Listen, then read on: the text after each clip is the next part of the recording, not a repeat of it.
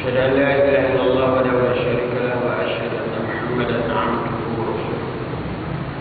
اللهم صل وسلم وبارك على سيدنا محمد وعلى آله وصحبه أجمعين.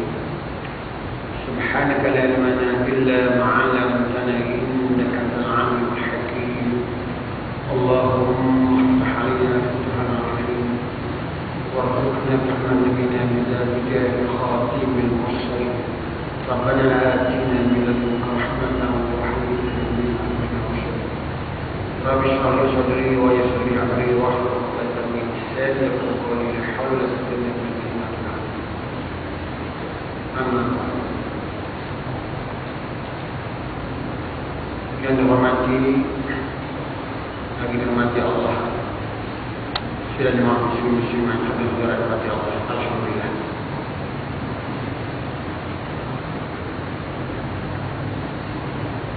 Kita masih membahaskan tajuk Fathu Makkah, pembukaan Makkah. Apabila imam solat maghrib tadi membaca surah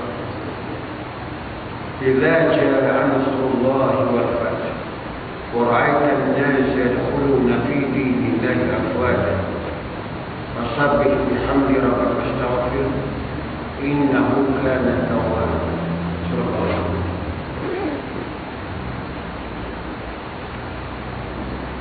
Surah ini Allah SWT menerangkan apabila sampai pertolongan Allah SWT, maka dengan mudah saja Mekah telah dibebaskan dari golongan penjajah musyrikin Mekah yang terdiri daripada bangsa Arab, satu keturunan dengan Nabi SAW. Al-Quran menamakannya Fathu Makkah, pembukaan Makkah. Allah tidak menamakannya menama Makkah. Nabi Muhammad dan negeri Islam tak tahu Makkah. Tapi Allah nyatakan dalam Quran, Nabi Muhammad dan negeri Islam dia membuka Makkah. Ungkapan yang paling besar yang digunakan oleh Allah ialah dengan pembukaan Makkah.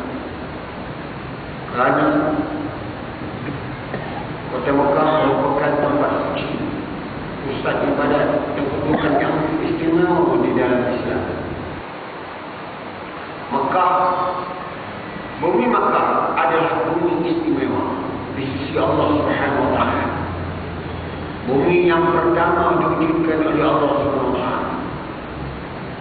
Allah mengisytiharkan kebesaran Makkah dengan memilih Nabi kesayangannya, Nabi Ibrahim Al-Khalilullah alaihissalam, supaya membuka Makkah dengan resmi dan menempatkan zuriat keturunannya yang akhirnya melahirkan Nabi terakhir yang diutuskan dari zaman, yaitu Nabi Muhammad SAW. Allah memelihara Makkah dengan kekuasaannya secara teristimewa. Sebagaimana yang Allah jelaskan dalam Quran dalam surah Al-Fil, alam tara kaifa fa'ala rabbuka bi'ashabil fil, hingga akhir ayat. Tentera bergajah, pimpinan Abraham al-Ashraf yang mahu memusnahkan Ka'bah dan Makkah telah diberhasilkan oleh Allah secara luar biasa di tahun Rasulullah SAW dilahirkan, yaitu tahun 571 Masehi. Adalah terlalu kecil untuk membandingkan kuasa Allah dengan kekuasaan bala tentera musyrikin yang dipimpin oleh Abu Jahal untuk mempertahankan pemerintahan jahiliah mereka di bumi suci Mekah ini. Kalau dibandingkan dengan kuasa Allah, Allah memberi kepada mereka, kepada golongan jahiliah, kedudukan, kekuasaan untuk sementara waktu saja, iaitu sekitar 150 tahun. Tak lama.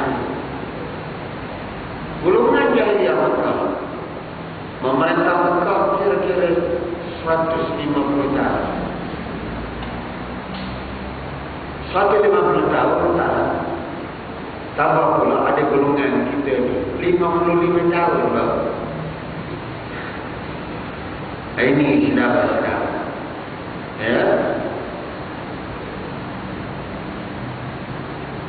Perkara ini adalah Allah berkuasa kepada jahiliyah Mekah dalam sementara waktu beberapa 150 tahun adalah bertujuan untuk menyatakan tentang hakikat kemanusiaan yang sebenar.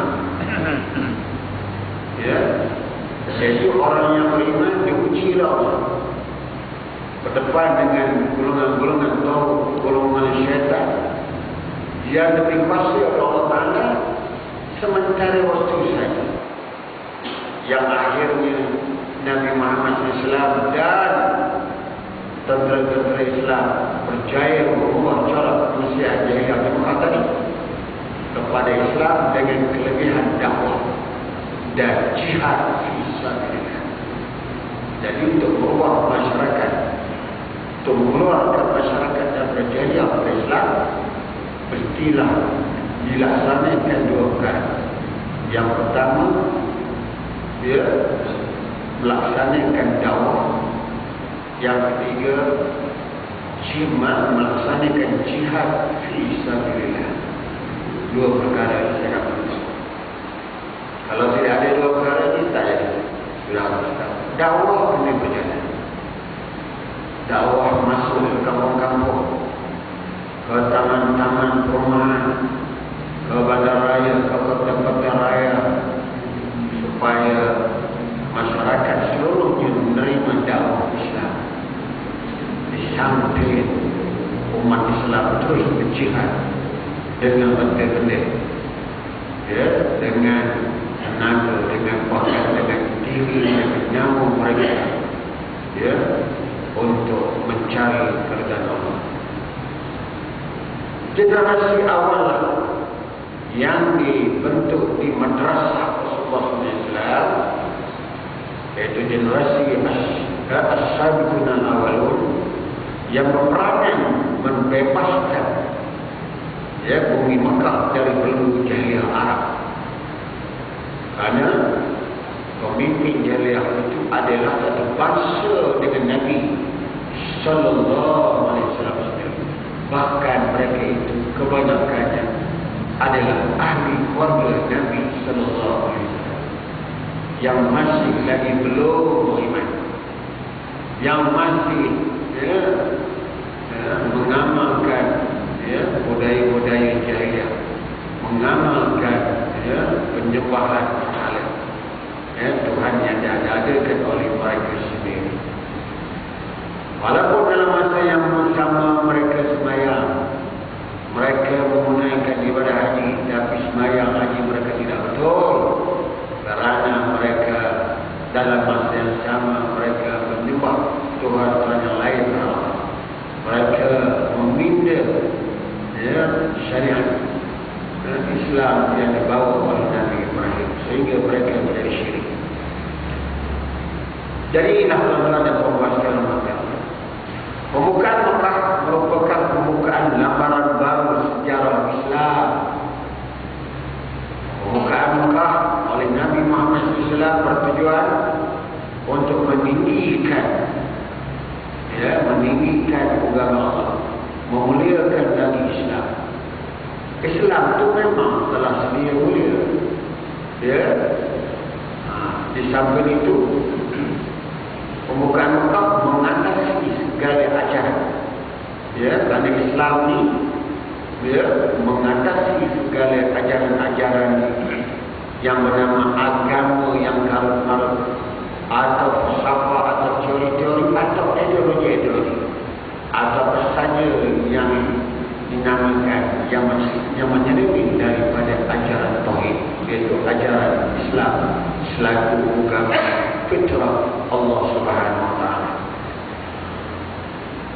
Pembukaan Mekah juga telah menunjukkan Rasulullah SAW sebagai pemimpin agung, mengatasi segala pimpin-pimpin dunia jahiliyah pada masa itu.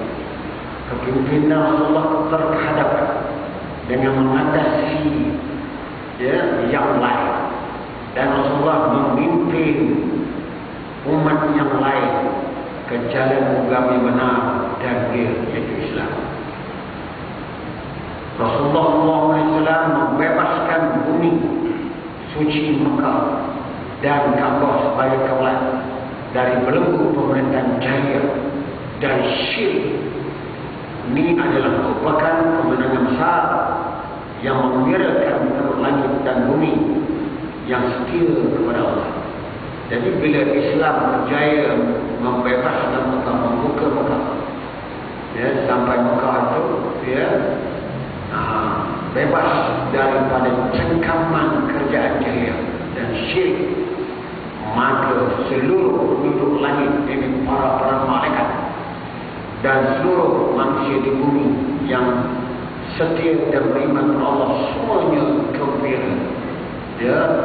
Tanda merasa syukur kepada nikmat Allah SWT, iaitu nikmat kemenangan, iaitu nikmat iza ja'a nasrullahi wal fath. Ayat yang dibaca oleh imam dalam solat maghrib tadi. Faham tak? Imam baca itu semua kerja Allah tu. Dia nak sesuaikan dengan pelajaran saya malam ini. Imam siapa yang baca itu Allah. Yang kedaki imam baca itu Allah. Malam ini Ustaz Sulaiman nak mencaraikan Mekah, imam pun turun baca rakaat yang kedua. Faham tadi? Betul. Jangan tidur.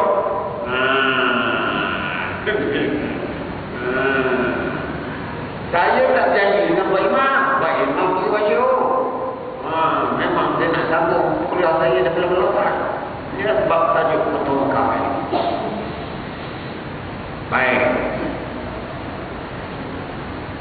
Selepas pembukaan Mekah oleh Rasulullah dan 10,000 hingga 12,000 tentera Islam lengkap dengan bersenjata, maka cahaya Islam lebih bersinar dan terus memancarkan petunjuknya ke seluruh alam. Jadi mulailah sinaran Islam, sinaran tauhid, agama Allah, agama tauhid telah memancar sudah selepas Mekah dibebaskan daripada kerajaan jahiliyah Arab. Islam terus bersemangat ke seluruh semenanjung Arab dan akhirnya ke seluruh pelosok bumi. Inilah hebatnya.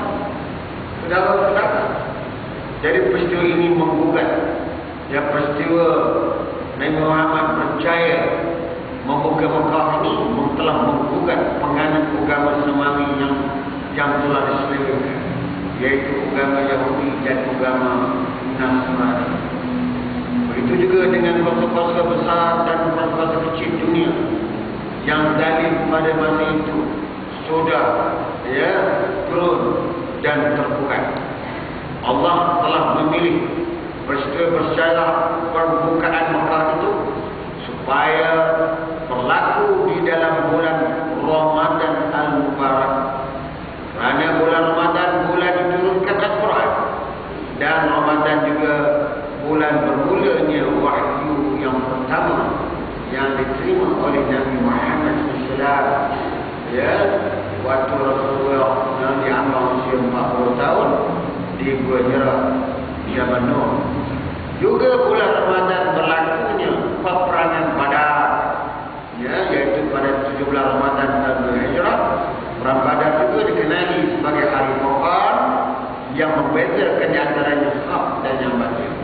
Yang hak ialah Islam, yang dibawa oleh Islam. Yang batil ialah syirik yang dipertahankan oleh Abu Jahal dan kerajaan. Akhirnya dalam perang Badar Allah beri pertolongan kepada Islam. Walaupun tentera Islam 330 orang boleh hilang jari. ya, berbanding dengan tentera musuh Abu Jahal memimpin musyrikin dan syaitan. Jumlah mereka 1,000 orang tentera. Jadi pada bulan Ramadan itu 17 Ramadan dan 2 Hijrah, ya, maka terkorbanlah Abu Jahal memimpin pembesar Quraisy dalam perang Badar pada hari Furqan, iaitu hari dia peperangan Badar. Perang Badar ini adalah satu perang yang sangat penting, ya, dalam sejarah Islam. Namanya perang Badar ataupun hari Furqan, hari yang membedakan di antara hak yaitu agama Islam mengalahkan, ya, ajaran batil yaitu jahiliyah daripada Mekah pimpinan Abu Jahal. Jadi tuan-tuan dan puan-puan mati Allah Subhanahu wa taala,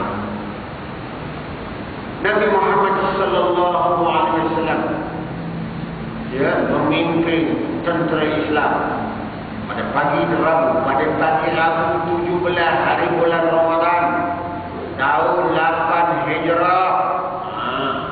Disebutkan hari ini hari Rabu 17 hari bulan Ramadan tahun 8 Hijrah.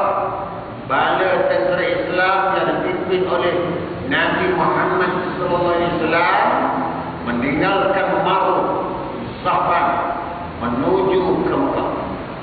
Ya, tentera Islam diarah jangan menyerang kecuali diserang. Ini, ya, prinsip peraturan, ya, perang dalam Islam. Tentera Islam tak boleh menyerang. Ya, Nabi Muhammad mengarah tentera Islam jangan menyerang, ya, tentera musyrikin Mekah kecuali, ya, kalau Islam diserang. Kedatangan tentera Islam adalah untuk menyelamat umat manusia dengan Islam. Itulah dia punya tujuan. Kedatangan Nabi Muhammad dan tentera Islam yang seramai 10,000 hingga 12,000 orang itu siap dengan bersenjatanya adalah untuk apa? Untuk nak tawan Mekah, tidak. Untuk nak merebut jawatan-jawatan penting dalam kerajaan. Tak ada. Untuk nak dapat kontrak projek. Kenapa Nabi Muhammad tentera Islam nak bukit Mekah tu? Jadi kedatangan Nabi Muhammad SAW dan tentera Islam yang selama 10,000 hingga 12,000 orang itu lengkap dengan bersenjata adalah untuk menyelamat umat manusia dengan Islam. Macam kita nak kawal Putrajaya, bukannya kawal, nak memerdekakan Putrajaya, nak melamatkan umat rakyat Malaysia ni dengan Islam. Faham betul?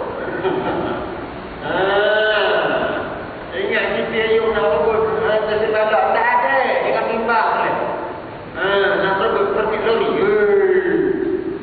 Kerana kita nikmat Islam, nikmat yang paling nak mencari keridhaan Allah itu yang penting. Nak menyelamatkan manusia. Selama mana manusia itu duduk dalam jahiliyah, dalam syirik, ya, jaga syirik ini ialah musuh Allah, menyebabkan manusia dianggap dalam neraka. Tujuan Nabi Muhammad dan Islam sampai hari ini, gerakan Islam, ya, macam Presiden Muhammad Morsi, ya, daripada Ikhwan Muslimin, ya, berjaya dalam perang raya mengalahkan Pati Husni Mubarak. Untuk apa? Untuk nak menyelamatkan orang Mesir, ya, dengan Islam. Tak kalah dia hidup dalam keadaan jahiliyah sekuler dulu, kini dan selama-lamanya. Apa sekuler di sendiri. Undang-undang Islam tak berjalan. Syariat Islam tidak menjadikan dasar perlembagaan negara, tak boleh jadi. Takkanlah Muhammad Mursi meneruskan undang-undang Lok Romo ini. Mesti namanya perlembagaan Lok Romo. Malaysia namanya Lok ni kami yo. Nak merdeka, nak membebaskan, nak menyelamatkan. Sebab hukum Islam tak berjalan, dapat. Quran dekat lagi, tilawah, musyawarah. Lalu undang-undang Islam, undang-undang dalam Quran tak dilaksanakan.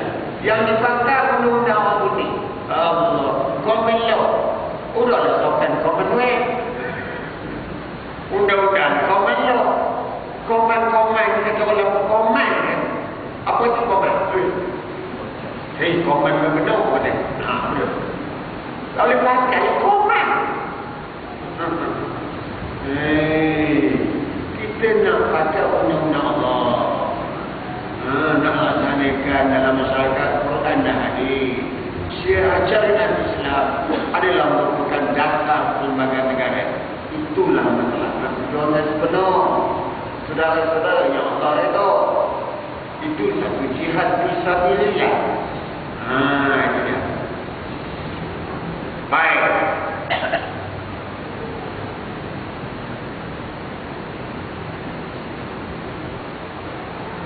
Jadi kedatangan Rasulullah SAW, ya, Rasulullah bukan menjadi penan. Islam bukan menjadi penan. Islam untuk menyelamatkan umat manusia daripada sistem jahiliah dan syirik. Misi kedatangan Rasulullah dan tentera Islam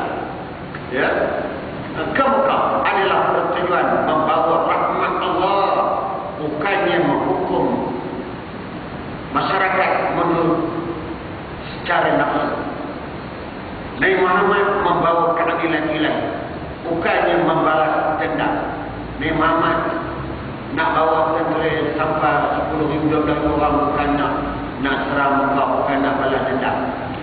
Kedatangan Rasulullah dan tentera Islam adalah menjadi pendamai masyarakat jahiliah yang sentiasa berada di kancah peperangan. Bukannya Nabi Muhammad dan Islam tujuannya untuk mencorongkan, tujuannya untuk menjadi pendamai masyarakat berbilang kaum, berbilang-bilang agama, masyarakat jahiliah pada masa itu.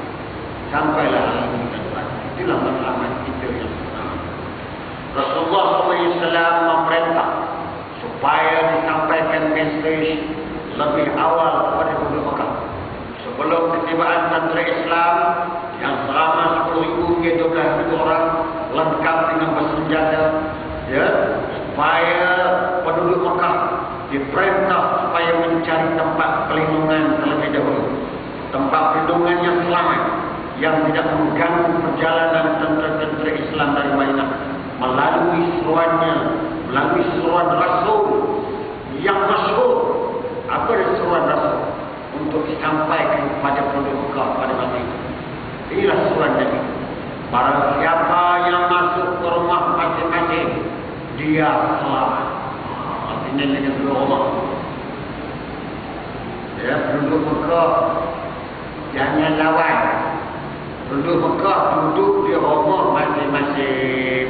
Barang siapa yang masuk, yang tinggal dalam rumah masing-masing, dia selamat. Tak payah dapat bendera lagi. Duduk dalam rumah saja. Ini pasal bendera banyak penuh.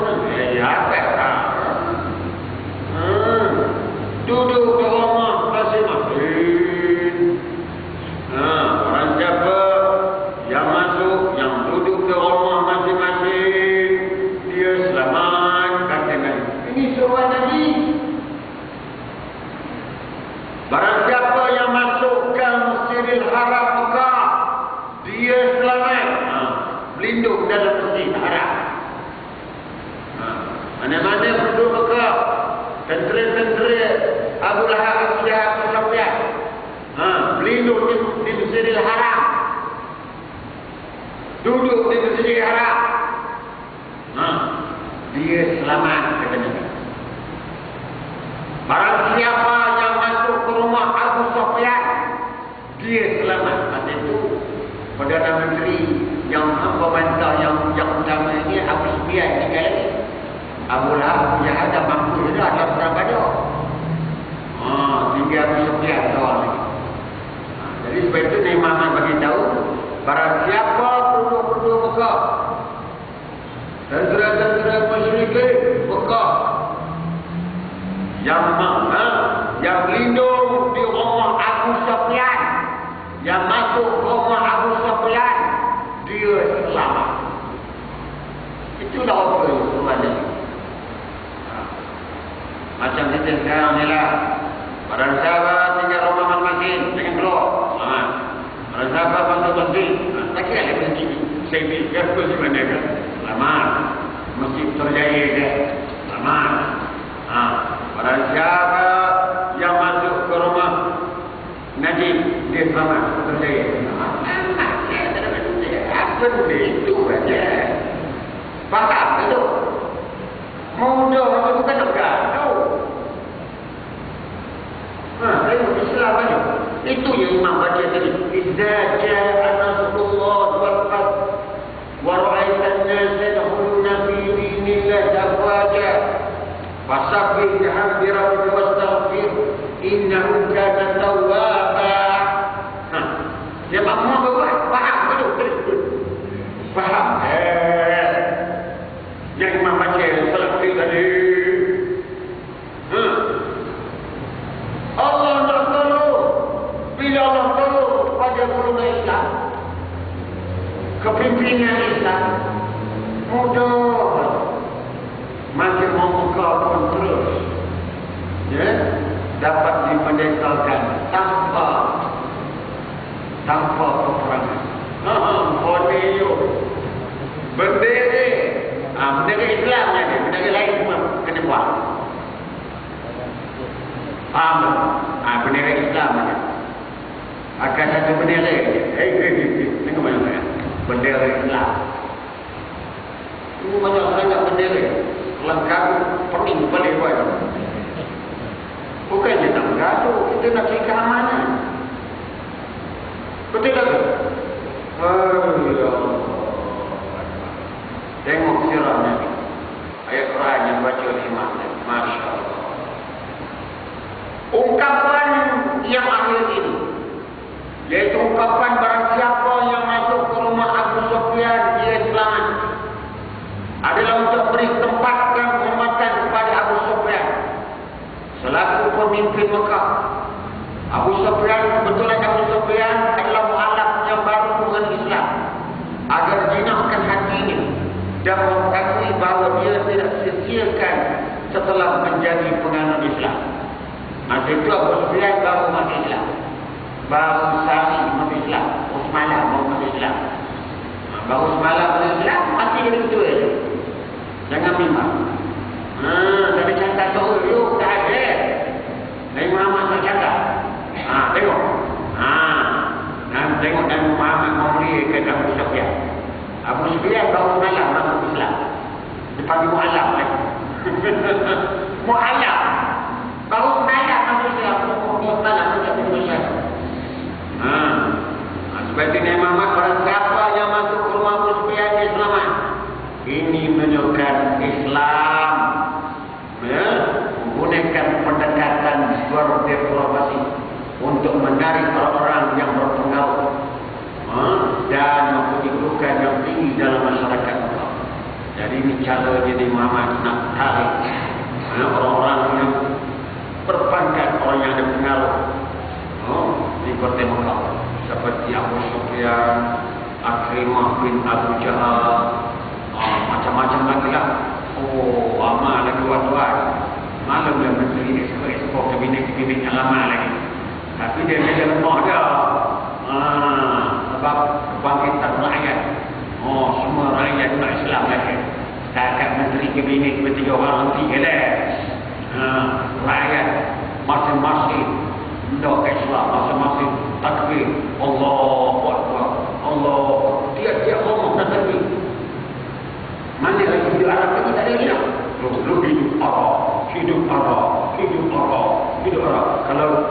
Malaysia ni juga. Juga Melayu. Tak ada pakai lidah, tak ada. Semuanya Allahu Akbar, Allahu Akbar, Allahu Akbar. Faham betul? Itulah surah Imam macam tadi. Idza jaa nasrullah. Ini saja baca, tapi hidup Melayu. Quran lain dia, Quran lain. Macam mana ni? Quran kata lain. Kemudian dia buat mempertahankan jahiliah lagi. Tak boleh. Saudara-saudara. Sayyidina Abbas pada Nabi radhiyallahu anhu diperintah. Sayyidina Abbas pun baru masuk Islam juga. Sayyidina Abbas baru seminggu masuk Islam. Jadi Abbas diperintah supaya Sayyidina Abbas ni baik saya sambung. Sayyidina Abbas diperintah Rasulullah supaya membawa Abu Sufyan. Dia baru Abu Sufyan tu malam kan dia baru masuk Islam malam. Abbas ni pada Nabi. Sayyidina Abbas bin Abdul Talib pada Nabi. Dia baru masuk Islam seminggu.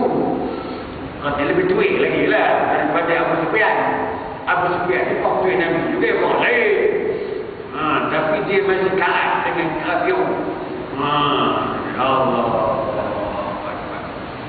Jadi Sayyidina Abbas bin Rasulullah supaya membawa Abu Sufyan ke genting Khatmul Jabal, salah satu jalan masuk ke Mekah, untuk dipamerkan di hadapannya gerakan bala tentera Allah, tentera Islam yang gagah perkasa yang selama 10,000 hingga 12,000 orang.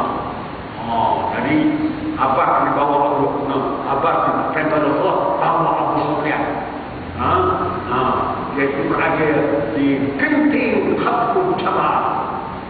Atau jalan dari Madinah nak masuk ke untuk diperlihatkan gerakan bala tentera Islam yang selama 12,000 orang tadi. Abu Sufyan tengok berapa ramai tentera Islam dari Madinah yang nak masuk ke itu dia. Setiap pasukan bala tentera Islam yang melintasi Abu Sufyan terus ditanyakan oleh Abu Sufyan tentang mereka. Tentang kami. Kami ini asal mana kata betul. Kami kalau kau juga. Saya tak kata kenal. Gitu deh. Dia tanya tu kan, kami mana mana kau. Kita masuk terjadi. Kau juga tanya lah. Kita bawa dia mana? Dia bawa tadi. Duduk di mana? Jalan dalam tutorial. Kita membagi pengalaman. Mikir mana? Lambo. Mikir mana? Pulau Kakung. Mikir mana? Mekali. Kau ini semua yang nak masuk terjadi dapat tersedangkan. Ngaji lah.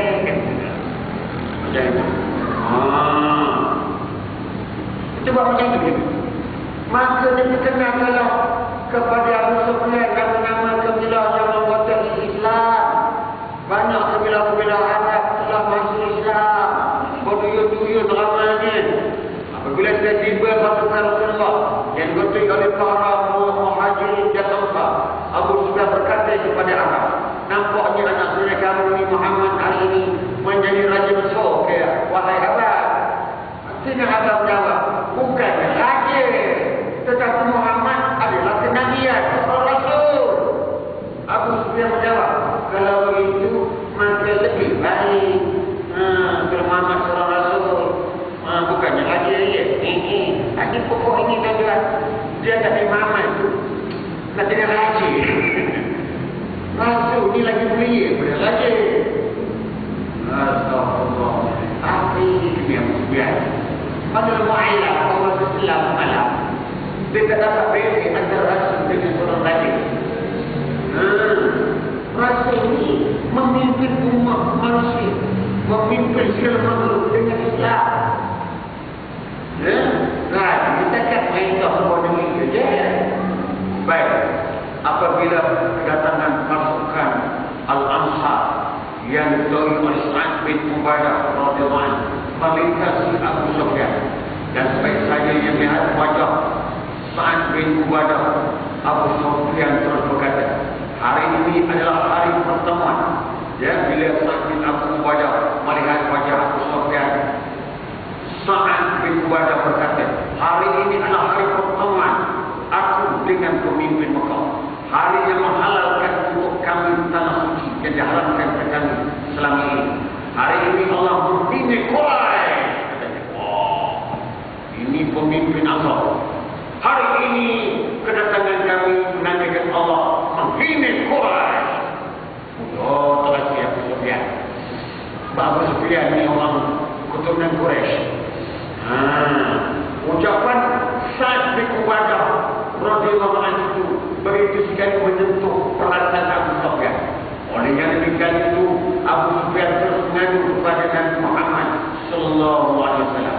Setelah Nabi Muhammad mendengar aduan Abu Sufyan, lalu baginda Rasulullah bersabda, hari ini Allah memulia dan mengangkat keagungan Ka'bah. Hari ini Allah memberi kemuliaan kepada Quraisy. Hari ini Allah memberi kemuliaan kepada Quraisy. Jadi Allah dan Nabi Muhammad tadi menyangkal perkataan pemimpin Ansar Sa'ad bin Ubadah radhiyallahu anhu. Ya. Kemudian Rasulullah SAW mengarahkan Sayyidina Ali bin Abi Thalib radhiyallahu anhu supaya mengambil bendera. Bendera. Tengok. Faham kan ni? Bagaimana cerita ni baik-baik? Rasulullah SAW kemudian Rasulullah mengarahkan Sayyidina Ali bin Abi Thalib radhiyallahu anhu supaya mengambil bendera Islam yang dibawa oleh Sa'ad bin Ubadah radhiyallahu anhu supaya serahkan kepada anaknya. Arahan Rasulullah SAW itu merupakan satu tindakan yang sangat bijaksana. Rasulullah SAW yang pada tentera Islam bergerak menuju ke Mekah dalam keadaan yang penuh tawaduk. Tengok, tentera Islam masuk Mekah dalam keadaan penuh tawaduk, merendah diri. Walaupun pada masa itu baginda berada dalam keadaan penuh berkuasa yang bunyi pada tentera yang dapat dihalang lagi. Apabila sampai di tua, mereka diarah memasuki Mekah melalui beberapa penjuru Mekah. Pasukannya dipimpin oleh Az-Zubair bin Awam radhiyallahu anhu memasuki dari penjuru utara. Pasukannya dipimpin oleh Khalid bin Al-Walid radhiyallahu anhu memasuki dari penjuru selatan. Pasukan kalangan Muhajirin yang dipimpin oleh Abu Ubaidah radhiyallahu anhu memasuki penjuru tenggara. Dan pasukan Ansar yang dipimpin oleh Sa'ad bin Ubadah radhiyallahu anhu memasuki penjuru barat. Bagaimana tentera Islam 12,000 orang tadi diadil? Berapa pasukan? Terdiri daripada 5 pasukan, 5 penjuru. Itu caranya tuan-tuan. Faham betul? Artinya satu pasukan ada 2,000 orang. 2,000. Masuk sejak penuh. Kepuk. Faham tu, kepuk tu. Mekah dikepuk. Aman. Tiap-tiap penjuru balik tentera Islam masuk. Di bawah ketua-ketua yang masing-masing. Dan bawah tetap bendera satu je. Bendera mana? Bendera Islam. Bendera lain ya bukan. Kacau. Kena faham ni. Saudara-saudara, semua arahan Rasulullah SAW telah dipatuhi oleh pasukan tentera Islam. Jadi orang Islam kena patuh kepimpinan. Tentera Islam telah menara memasuki Mekah dengan begitu mudah sekali, tanpa tantangan. Rasulullah SAW sendiri begitu merendah diri penuh dengan tawaf. Baginda memakai serban warna hitam. Rasulullah pakai sorban Nabi warna hitam. Sorban warna hitam. Faham betul? Nanya pakai sorban. Ya Allah, dia bilang dia takut sorban warna hitam. Betul untuk Nabi lalu pakai sorban warna hitam. Hanya lagi sorban warna apa lagi? Belum bisa lagi. Dia kursi mandi Haji Rahim juga. Haji Rahim. Anak murid saya. Saya ini. Itu orang mantap. Dia macam kursi masjid kau. Takbir. Macam itu lah.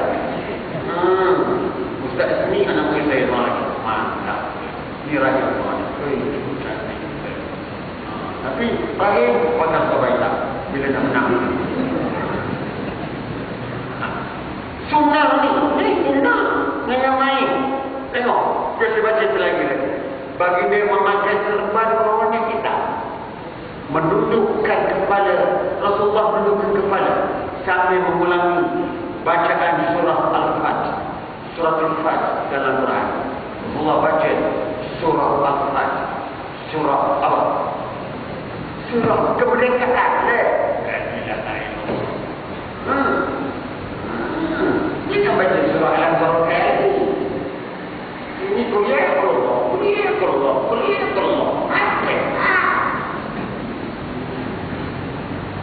Mana imam dia baca satu surah An-Nas?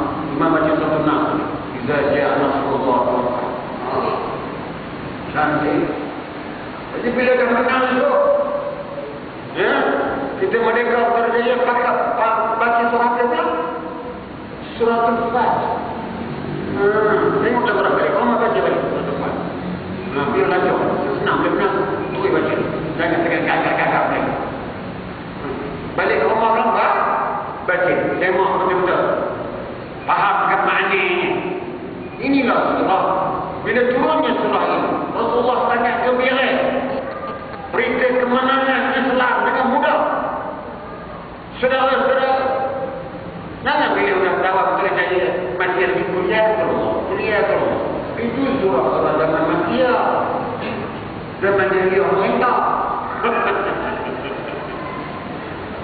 Bila dah menang, baca surah Al-Fatih. Pasukan baginda Rasulullah SAW mengebarkan bendera putih, diikuti oleh para sahabat radhiyallahu anhum yang lain. Faham bendera putih? Tengah-tengah sebulan bendera putih, kelilingnya apa?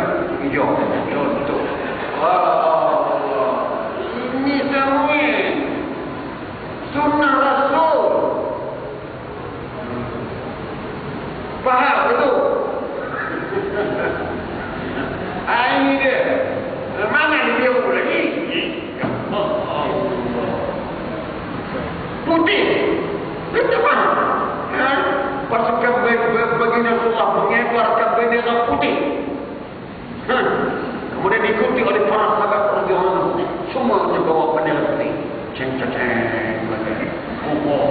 Faham? Dari balik bawah yang putih itu terjadi.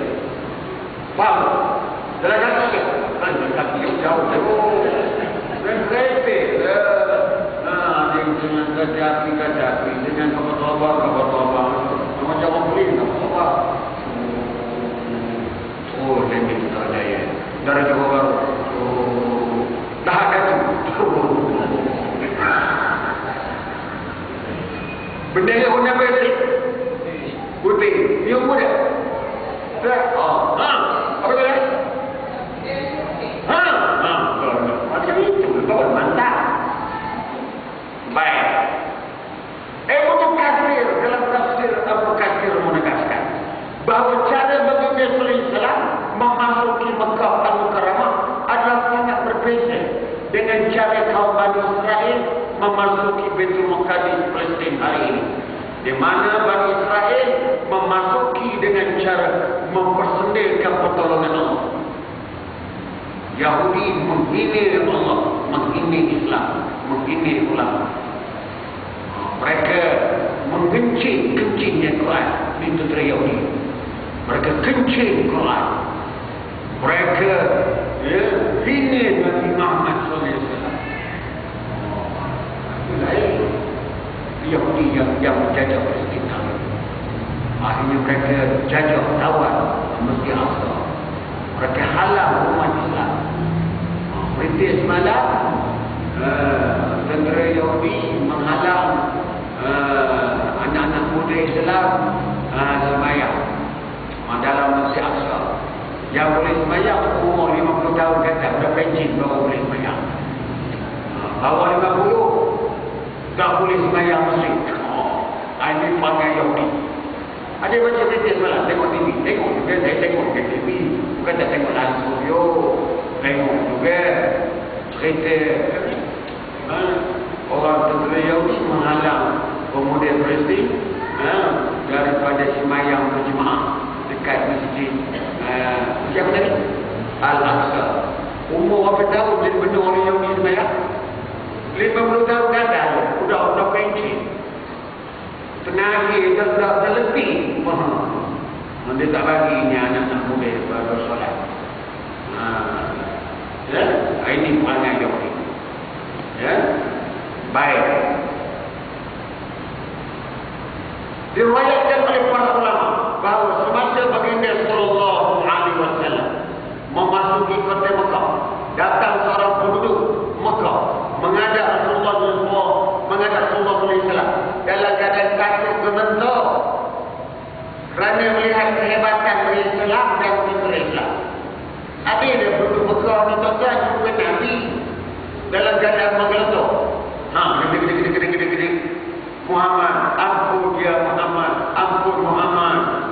Melihat kedatangan penduduk Mekah yang takut itu, lantas Rasulullah SAW bersabda, hilangkan rasa takut dalam diri kamu. Sesungguhnya aku hanyalah seorang anak kepada perempuan Quraisy yang memakan daging kering. Aku ni anak Aminah binti Wahab, seorang wanita Quraisy. Aku ni seorang anak yang pernah memakan daging kering. Tak perlu kau menindak nada aku ni dengan gemetar. Jangan takut pada aku. Isteri aku pun kata Nabi, contohnya lah. Cincin-cincin 24 juta tak ada, jangan minta lah. Bukan macam cincin isteri anda pulang ya, katanya 24 juta. 7 juta. Jangan bimbang. Aku ni seorang rasul. Aku ni pernah makan daging kering. Bukan makan yang sedap. Bukan saja makan yang makan yang mewah. Tak ada. Pakaian semuanya hidup sederhana. Ini seorang pemimpin Islam, Nabi Muhammad SAW. Maka penduduk Arab itu berasa tenang bila berdepan dengan Nabi. Sikap Nabi yang cukup, berlemah lembut kepada pihak musuh. Rasulullah SAW menunjukkan akhlak paling mulia, makin berkuasa dan kedudukan tinggi, kedudukannya makin bertambah, tawaduk yang mulia. Pepatah Melayu ada menyebut, bawalah kesampan makin berisi semakin tunduk. Makin tengok bawa resam padi makin berisi semakin tunduk. Jangan bawa resam besi semakin tua semakin bergerak. Jadi bila dapat jawatan, sudah menang, Putrajaya, jangan sombong. Dia mesti sifat tawaduk, merendah diri dengan Allah, berbuat baik sesama musuh Islam. Faham betul? Jangan nampak je. Kita bukan macam pokok dia ni. Semimbar pecah. Simbol cap merah. Musnahkan macam-macam. Pecah pejabat. Itu kunci dia ni. Kita tak ada. Kita ni Masya Allah. Itu menunjukkan akhlak paling mulia. Menghormati semua manusia. Cantik. Dengan sifat tawaduk. Faham? Ayuh pun. Baik. Ahli sirah berwayatkan bahawa semasa Nabi Muhammad memasuki Mekah, pasukan yang dipimpin oleh Khalid bin Al-Walid radhiyallahu anhu telah melatih sedikit tentangan dari penduduk Mekah, di mana 2 orang anggota tentera Islam gugur syahid kerana tersesat jalan dan disebabkan oleh pihak musuh membunuh mereka 2 orang. Sampai itu berlaku insiden di mana beberapa orang pemuda Mekah yang bodoh cuba menghalang kemarahan pasukan Khalid bin Walid. Kerana tindakan kebodohan penduduk Mekah itu, berlakulah pertempuran kecil yang membunuh selama 12 orang pihak musuh, manakala yang lain lari bertempiaran. Jadi ada yang melawan tu, nak lawan tentera Islam.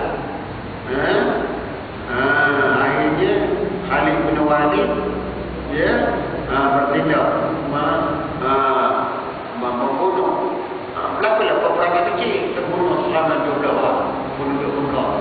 yang bodoh dia lawan. Ya Allah. Dia nak lawan dengan Khalid bin Walid. Beribu aman. Nak lawan. Bodoh-bodoh aja. Lepas bunuh dia lawan, macam orang lagi. Orang jangan. Bodoh-bodoh. Cuma istihar, main nyemakalah, pasal Islam, muncak dengan masyarakat, pegang bendera putih hijau. Tak ada masalah. Betul tak betul? Kalau pegang bendera putih hijau, nasi biryani berapa ini? Selamat, sudah sedap saja bagi. Ini lawan. Semua cakap ini bodoh. Sekumpulan pemuda Mekah yang bodoh nak menghalang tentera Islam. Nak masuk Mekah. Datang Sina Khalid bin Walid. Perang kecil aja. Bunuh mereka 12 orang. Yang lain baca orang lagi. Ini orang lain tak lagi baca orang. Baca orang lagi dan bukan je. Itu baca orang. Apabila Zubair bin Al-Awwam radhiyallahu anhu yang membawa bendera Rasulullah SAW, ya, bendera putih Rasulullah Islam, Zubair bin Al-Awwam bawa bendera itu. Tiba di hijau, kawasan ini didirikan masjid yang dinamakan Masjid Al-Fatah, iaitu masjid pembukaan Mekah. Beliau dan para sahabat terus mendirikan kubah untuk Rasulullah Islam beristirahat seketika menunggu ketibaan semua anggota pasukan tentera Islam. Setelah berjaya menguasai Mekah sepenuhnya dalam keadaan yang benar-benar aman, maka Rasulullah SAW terus menuju ke Masjidil Haram dengan diiringi oleh para sahabat Muhajirin dan Ansar. Mereka meliringi baginda. Para sahabat Nabi meliringi baginda dari harapan belakang, kiri dan kanan. Apabila tiba di Hajarul Aswad, Rasulullah SAW terus beristilah, Bismillahi Allahu Akbar walillahil hamd. Itu istilah. Apa yang siup-siup? Tahu-tahu saja. Bismillahi Allahu Akbar walillahil hamd. Istilah. Ya Rasulullah tak cium kita Rasulullah. Dia sekadar beristilah sahaja. Dan kemudian dia Rasulullah tawaf dalam keadaan memegang pusar panah. Panah pegang beliau. Malu kalau pengaman. Tapi siap sedia. Dan sahabat-sahabat Nabi kawal di depan, belakang, kanan, kiri. Faham tu? Jangan tak kawal tu kalau sudah benar. Kena kawal. Kerana perang musuh ni, kadang-kadang mati dah menang tu. Tinggal seorang tu. Masa itu pula dia memang dia ada tembok dia memang. Jangan memain. Saudara-saudara, mesti dikawal. Jangan tak dikawal. Tengok Rasulullah dikawal. Keliling. Rasul dikawal oleh sahabat-sahabat Nabi. Ya. Sahabat Nabi melindungi baginda dari hadapan, belakang, kiri dan kanan. Kemudian Rasulullah istilah yang Rasulullah. Kemudian Rasulullah tawaf dalam keadaan memegang pusat panah. Dikelilinginya Ka'bah pada masa itu. Dikelilingi Ka'bah. Ya, di sekeliling Ka'bah pada masa itu terdapat sebanyak 360 buah berhala.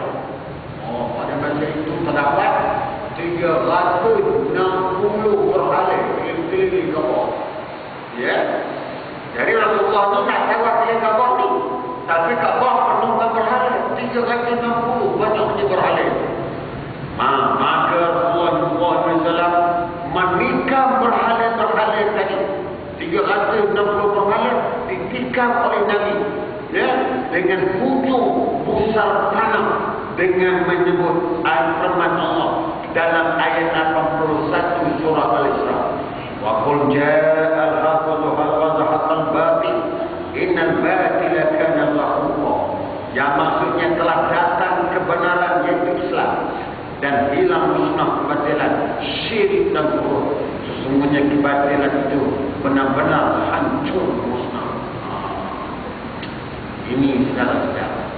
Jadi matlamat misi Rasulullah, ya, rupanya nak menghancurkan berhala-berhala. Rasulullah tikam berhala dengan pusar panah. Sambil baca ayat Quran, ayat 81 surah Al-Isra.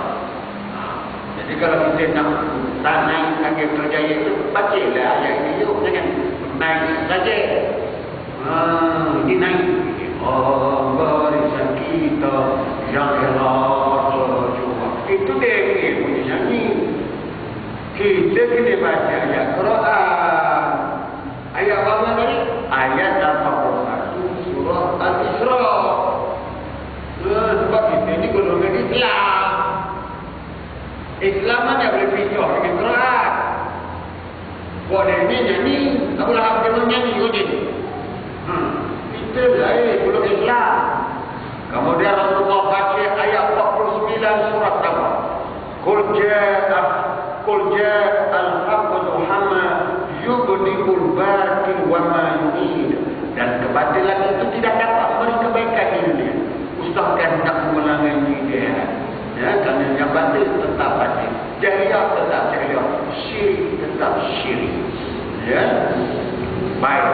Tiba-tiba berhala 360 berhala yang ditikam oleh Rasulullah SAW itu tadi. Semuanya tersungkur rebah ke bumi. Semuanya rebah. Bukan kuat sangat. Tikam tu sikit aja. Tapi serentak. Habis rebah. Hancur berkecah. Lepas dengan terobanya. Rapuh. Bertindak dia itu bukannya kuat. Kalau Allah nak hancurkan, tinggal sikit je. Pergi. Syaitan. Bila berdepan dengan Quran dengan Allah, lemah hancur. Faham ke tu? Tapi sekarang ni kita takut. Tapi bila menang Islam, bila berdepan dengan Quran, ayat 1 surah Isra, 49 surah Al-Baqarah, mudah saja. Terkencing-kencing.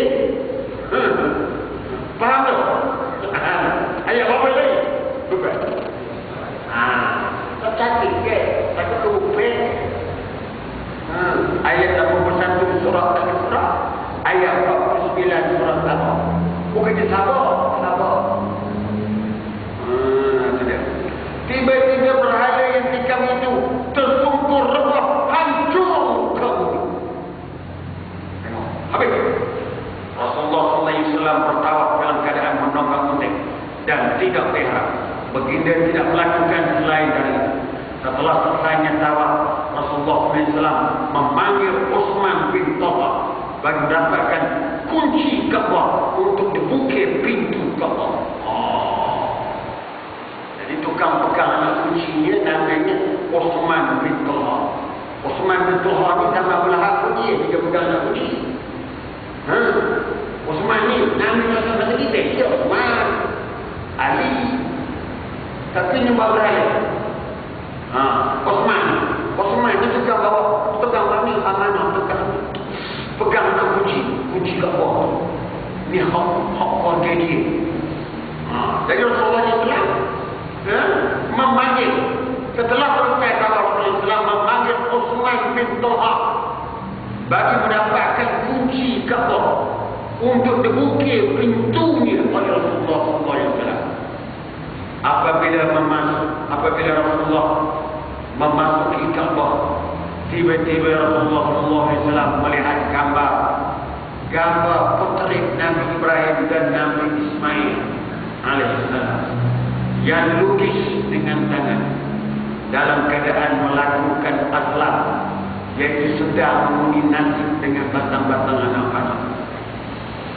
Maka Rasulullah SAW bersabda, Allah membinasakan mereka orang-orang musyrikin. Demi Allah, mereka berdua yaitu Ibrahim dan Ismail tidak pernah melakukan perkara ini. Nabi Ibrahim dan Ismail tak pernah mengundi nasi dengan batang-batang anak panah. Turun ayat Quran.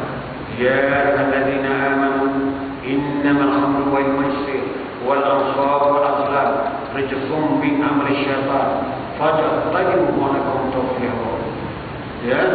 Yaitu ayat 90 surah Al-Maidah. Wahai orang yang beriman, sesungguhnya awak dan diri menyembah berhala dan mengundi nasi itu azlam dengan batang-batang anak panah adalah kotor keji kerja syaitan. maka taklah kamu jauhi daripadanya supaya kamu berjaya. Sebab itu Rasulullah ambil gambar dan Rasulullah menyaksikan gambar Nabi Ibrahim, Nabi Ismail sedang mengundi nasi dengan mata anak panah. Itu kerja apa? Itu kerja jahiliah. Saudara-saudara, selepas itu baginda nampak oleh patung merpati yang diukir daripada kayu. Ada patung, belakang ada patung. Patung apa? Patung merpati yang diukir daripada kayu. Maka baginda terus memusnahkan patung itu dengan tangan baginda sendiri. Dan semua gambar-gambar yang ada dalam Kaabah turut dimusnahkan oleh Rasulullah SAW. Macam kita hari ini, Allah macam-macam patung. Antaranya tunggu apa tu? Tunggu negara. Depan parlimen ada patung. Patung apa? Tuanku Abdul Rahman. Patung saja. Belum masuk lagi. Ada orang terjadi itu patung Allah kan. Wah. Lantai dah buat patung dah. Aku nak jadi buat patung Hussein, patung Hijam, patung Penyu, habis. Ini sudah patung saja. Kan langkah ada patung apa? Patung lah. Allah. Faham itu? Tapi dia berkata, kamilah Islam yang benar.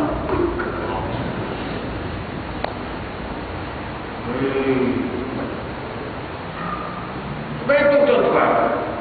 Ya. Pembukaan Makkah lebih penting. Nak bersihkan Makkah dari sebarang bahaya syirik. Gambar-gambar, patung-patung, macam-macam jenis gambar. Gambar Nabi Ibrahim, gambar Nabi Ismail. Patung, apa tadi? Merpati. Patung merpati. Kemudian berhala 362 keliling Kaabah. Apa tak? Kalau zaman dulu apa-apa hati-hati juga, tapi patung bosan-bosan tu. Sebab itu kedatangan Islam ni untuk membersihkan, menyelamatkan manusia dari penjajahan syirik. Agama yang kalau mengaruh, paman-paman yang kalau berideologi-ideologi yang kalau seperti ideologi pragmatisme, komunisme, sekulerisme, nasionalisme, sistem-sistem. Faham tak? Yang kita nak laksanakan Islam saja. Al-Islamu yang wala Islam lain. Itu dianya. Inna dina indallahi Islam. Ini sistem. Paman sekuler, politik tapi campur kami. Politik suku kami suku. Akhirnya kami tiga suku. Tiga suku ada masuk dalam undang. Faham tak? Susah benar. Saudara-saudara, sebab itu kita nak memerdekakan muka bumi ini dengan Islam, menyelamatkan manusia dari syirik. Selepas itu pintu Kaabah pun ditutup. Pintu Kaabah ditutup. Bersihkan gambar-gambar ni. Buat segala patung-patung. Segala rapat-rapat. Pintu Kaabah pun Nabi Muhammad tutup pintu Kaabah. Rasulullah SAW bersama Usama dan Bilal bin Rabah bersolat menghadap ke dinding yang berhadapan dengan pintu Kaabah dengan jarak 3 hasta daripada dinding Kaabah. 2 tiang di dalam Kaabah berada di sebelah kiri baginda, 1 tiang di kanannya dan 3 tiang di belakangnya. Kemudian baginda bertakbir dan melafazkan kalimah tauhid ke arah semua penjuru. Kalimah takbir. Apa kalimah takbir? Itu lagi ni. Takbir. Allah Akbar. Setiap penjuru Rasulullah, penjuru barat, penjuru timur, tenggara, takbir Allah. Takbir Allah. Itu Arab tadi kan? Kita hidup tadi. Hidup apa? Jangan pegang. Faham? Macam dia tu. Jangan marah. Ya Allah. Takbir. Padahal orang mana takbir? Allah Akbar je. Memang itu dah spontan. Pasal sudah sedarah sejiwa. Baik. Kemudian baginda bertakbir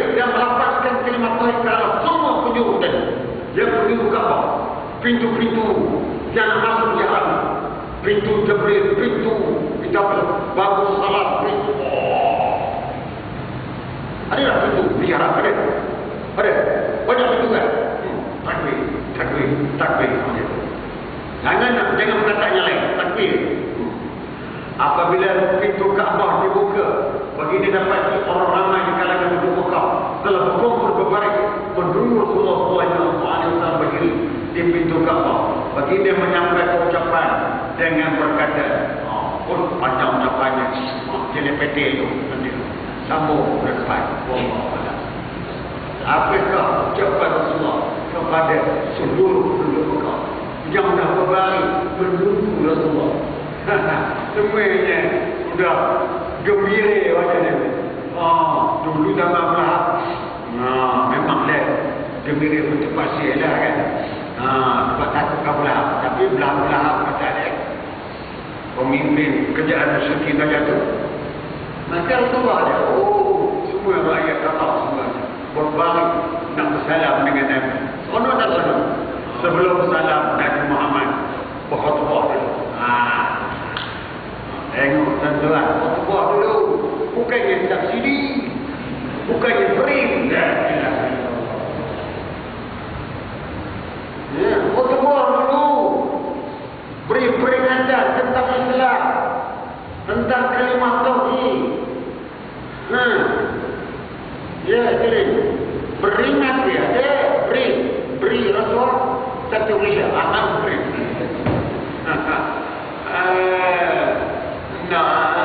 Tak lain undi, tak ada.